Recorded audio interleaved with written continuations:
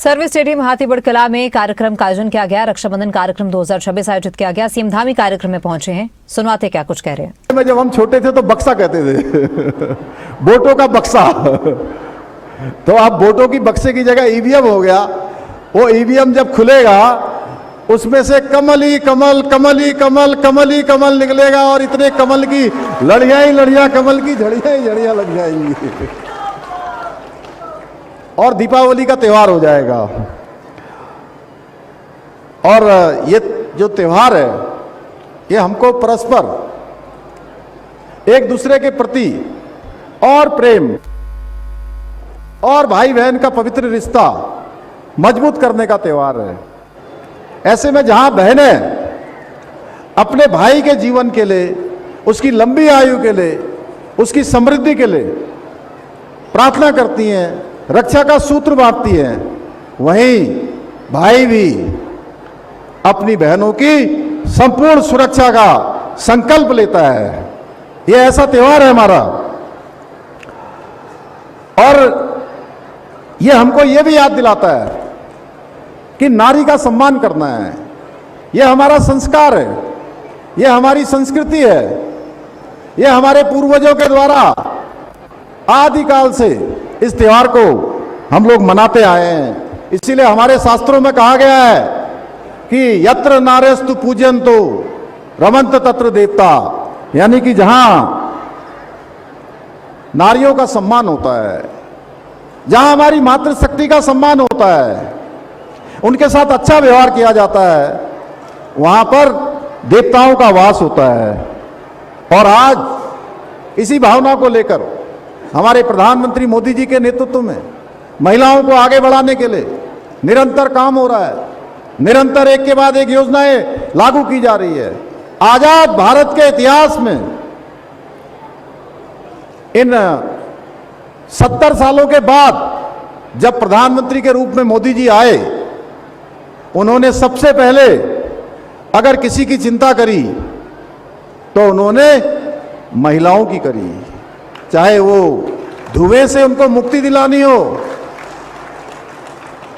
चाहे घर घर में इज्जत घर बनाने हो, स्वच्छ भारत अभियान चलाना हो, बेटी को पढ़ाना, बेटी को बचाना, ऐसा अभियान चलाना हो, नारी तू नारायणी इस मंत्र के साथ काम करना शुरू किया।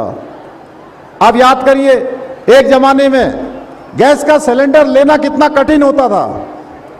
मुझे याद है, आप सब में से भी बहुत सारे लोगों को पता होगा जिन्होंने उस समय देखा होगा, आज से 25 साल पहले, 20 साल पहले या मोदी जी के प्रधानमंत्री बनने से पहले, बहन जी गैस का सिलेंडर लेने के लिए एमपी का कोटा लगाना पड़ता था।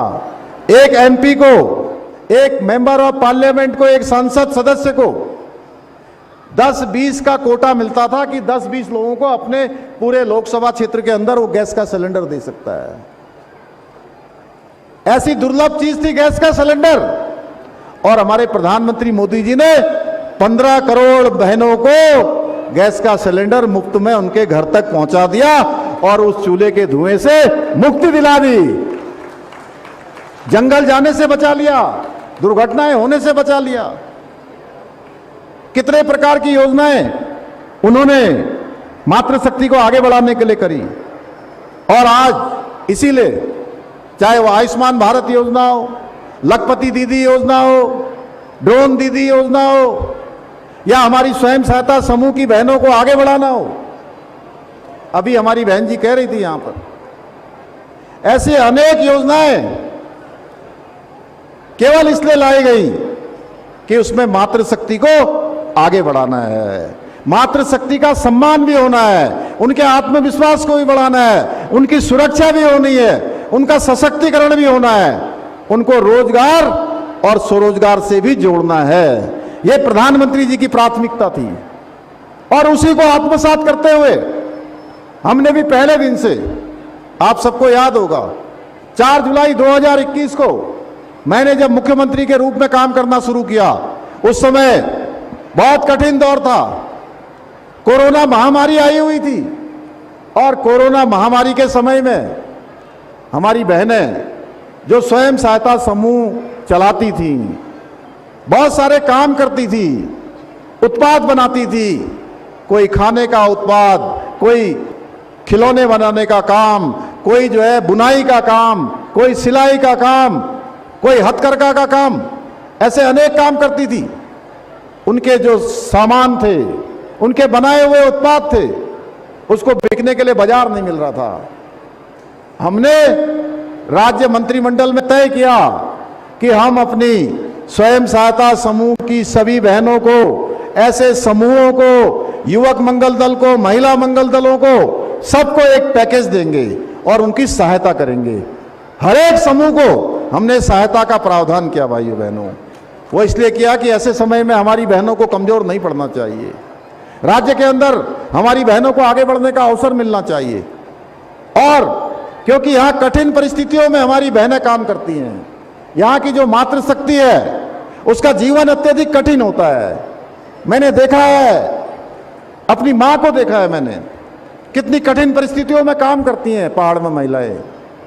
उनको घर भी चलाना होता है, उनको खेत की जिम्मेदारी भी करनी होती है, उनको घर के जानवरों को भी पालना होता है, बच्चों को भी देखना होता है।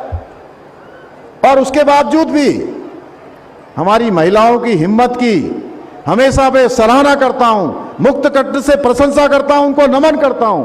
क्योंकि आज हमारे यहाँ की महिलाएं जिस प्रकार का काम कर रही हैं, जैसे उत्पाद बना रही हैं, उनके बनाए हुए उत्पादों को आज राष्ट्रीय स्तर पर, अंतर्राष्ट्रीय स्तर पर जो पहचान मिल रही है। और मैं पूरे उत्तराखंड के अंदर जाता हूं, मैंने वहां देखा है जो उत्पाद उनके द्वारा बनाए जा रहे हैं वो इतने शानदार होते हैं, इतनी अच्छी उनकी पैकेजिंग होती है, उनकी इतनी अच्छी क्वालिटी होती है कि आज वो बड़ी बड़ी मल्टीनेशनल कंपनियों को भी पीछे छोड़ने का उत्पाद हमारी बहनों के द्वारा बनाए हुए उत्पाद करते हैं। इसीलिए हमने तय किया कि हमारी जो भी पॉलिसी होगी, हमारी जो भी योजनाएं होंगी, उनमें हम महिलाओं को सबसे आगे रखेंगे।